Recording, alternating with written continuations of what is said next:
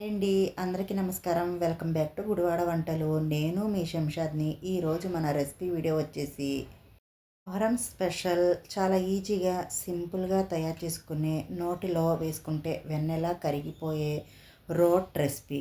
పిల్లల నుంచి పెద్దవాళ్ళు అందరూ ఇష్టపడే తినే రోట్ రెసిపీ మీకోసం. ఫస్ట్ అయితే ప్యాన్ పెట్టుకొని 2 టేబుల్ స్పూన్ దాకా నెయ్యిని వేసుకోండి.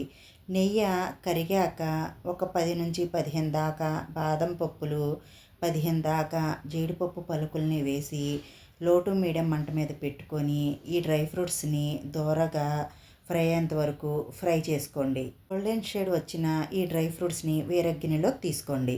మిగిలిన ఇదే నెయ్యిలో 1 కప్పు వరకు బొంబాయి రవ్వను వేసుకోండి.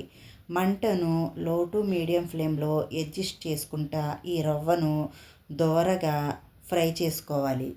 అంటే మరి ఎక్కువగా కాదండి, లైట్గా కలరు చేంజ్ అయ్యి మరి కమ్మట సువాసన వచ్చేంత వరకు ఫ్రై చేసుకోవాలి.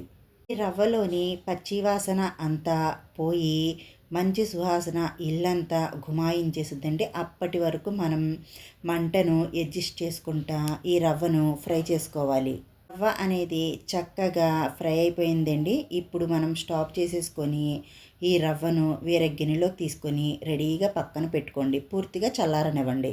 ఇప్పుడు ఇదే ప్యాన్లోకి సేమ్ కప్పుతో 1 కప్పు వరకు గోధుమ పిండిని వేసుకోండి. మంటను లో ఫ్లేమ్లో పెట్టి గోధుమ పిండిని 2 నిమిషాల పాటు ఫ్రై చేసుకోవాలి. ఇందులో నెయ్యి వేయాల్సిన అవసరం లేదండి, ఇలానే ఫ్రై చేసుకోవాలి. చూడండి, 2 నిమిషాల తర్వాత పిండి అనేది ఇలా వస్తుంది. గోధుమ పిండి ఫ్రై చేసేటప్పుడు మంచి సువాసన వస్తుంది అన్నమాట. చూడండి, లైట్గా కలర్ చేంజ్ అయ్యింది. అప్పటి వరకు ఫ్రై చేసుకోవాలి. ఇలా ఫ్రై చేసుకున్న తర్వాత స్టవ్ ఆఫ్ చేసి పక్కన తీసుకుందాం. చేసుకున్న ఈ పిండిని మనం రవ్వలోకి వేసుకుందాం. ఈ రవ్వ పిండి అనేది బాగా కలిసే విధంగా కలుపుకోవాలి. మా ఛానల్కి మీ సపోర్ట్ ఇవ్వండి ఫ్రెండ్స్. మీరు ఇచ్చే ఒక్క లైక్ ద్వారా నా వీడియో అనేది చాలామందికి రీచ్ అవుద్ది. కాస్త కొత్తగా చూసేవారైతే మా ఛానల్ని సబ్స్క్రైబ్ చేసుకోండి. రవ్వ పిండి 2 బాగా కలిసే విధంగా కలిపేసుకున్న తర్వాత ఇప్పుడు ఒక మిక్సీ జార్ తీసుకొని 1 కప్పు వరకు పంచదారను వేసుకోండి. 5 యాలకుల్ని కూడా వేసి ఇలా మెత్తని పౌడర్ లాగా గ్రైండ్ చేసుకోండి. పంచదార పౌడర్ని కూడా ఈ పిండిలో వేసేసుకోండి. బొంబాయి రవ్వ, గోధుమ పిండి, పంచదార 3 ఒకే కొలతలతో తీసుకోవాలి. ఇప్పుడు ఇదే మిక్సీ జార్లో మనం ముందుగా ఫ్రై చేసి పెట్టుకున్న ఈ డ్రై ఫ్రూట్స్ని వేసి కొద్దిగా బరకగా పౌడర్ లాగా చేసి వేసుకోండి. కప్పు వరకు ఎండి కొబ్బరి తురుమును వేసుకోండి. 2 టేబుల్ స్పూన్ దాకా నెయ్యిని వేసుకోవాలి. నెయ్యిలో బాగా కలిసేలా కలుపుకోవాలి. ఇలా అంతా కలిపిన తర్వాత ఇప్పుడు మనం ఇందులోకి నీళ్ళని వేసుకోవాలి. నీళ్ళన్నీ ఒకేసారి వేయకుండా కొద్ది కొద్దిగా వేసుకుంటా పిండి ముద్దలాగా కలుపుకోవాలి. మనం దీంట్లో పంచదారని పౌడర్ చేసి వేసాం కదా ఫ్రెండ్స్. నీళ్ళన్నీ ఒకేసారి వేసుకొని కలుపుకోకుండా కొద్ది కొద్దిగా వేసుకుంటా కలుపుకొని, అలానే మరీ గట్టిగా కాకుండా కాస్త లూజుగా కలుపుకోవాలి. రవ్వను వేసాం కదా ఫ్రెండ్స్, కొంచెం లూజుగానే కలుపుకుంటే మనం కాసేపు నానబెట్టుకుంటాం కదా, రవ్వ నానేలోపు నీళ్లను పీల్చుకుంటుంది, గట్టిగా అవుతుంది. అందుకే మనం ఇలా కలుపుకున్న ఈ పిండిని ఒక అరగంట సేపు మూతను పెట్టేసి పక్కన పెట్టండి.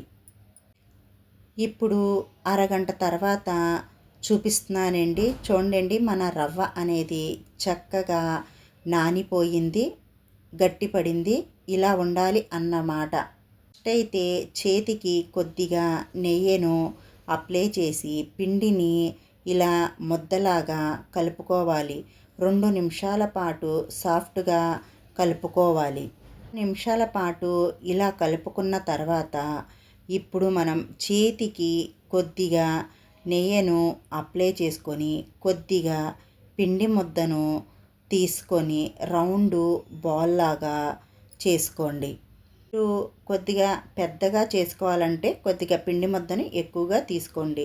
లేదు కొద్దిగా చిన్న సైజు చేసుకోవాలంటే చిన్న పిండి ముద్దను తీసుకొని ఇలా రౌండ్ బాల్ లాగా చేసుకోండి. ఇప్పుడు ఏదైనా ఒక కవర్ని తీసుకొని ఆ కవర్ మీద కొద్దిగా నెయ్యిని అప్లై చేసి మనం తీసుకున్న ఈ పిండి ముద్దను చేత్తో ఒత్తండి.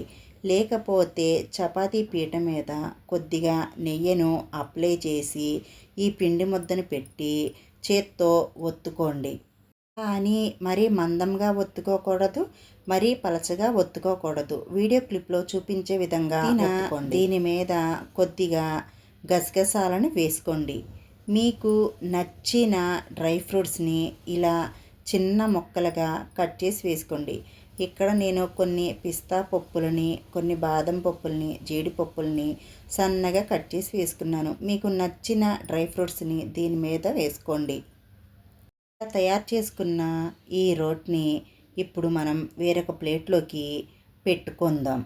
మిగతా వాటిని కూడా ఇదే విధంగా రెడీ చేసుకోండి. రౌండ్ బాల్ లాగా చేసుకొని చేత్తో ఒత్తుకొని దీని మీద డ్రై ఫ్రూట్స్ని వేసుకోండి. మీకు నచ్చిన ఏ డ్రై ఫ్రూట్స్నైనా తీసుకోవచ్చు.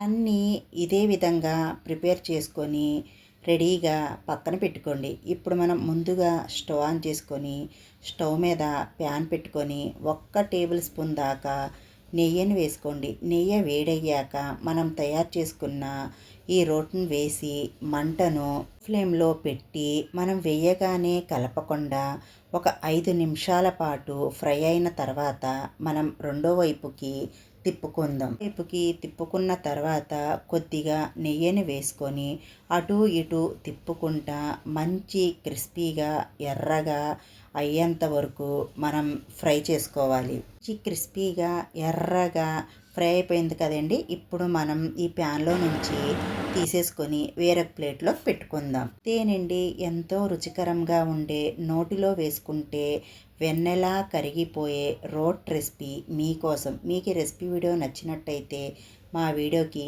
ఒక మంచి లైక్ ఇచ్చి మీ ఇంట్లో ట్రై చేసి కామెంట్ చేయండి. మా ఛానల్ని సబ్స్క్రైబ్ చేసుకోండి. బాయ్ ఫ్రెండ్స్, మళ్ళీ కలుద్దాం.